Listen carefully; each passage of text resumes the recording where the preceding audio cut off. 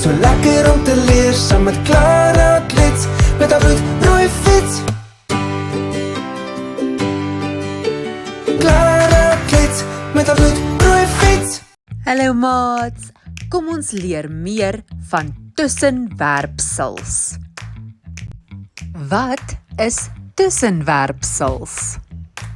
Dit is woorde wat ons gebruik om gevoelens of emosies uit te druk. Baie kere is daar 'n uitroepteken langs die woord. Kom ons kyk nou na voorbeelde. Sst! Ag nee! Eina!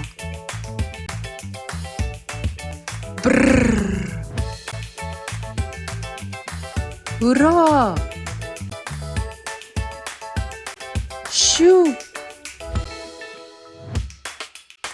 Aitsa? Rarig? Hiert?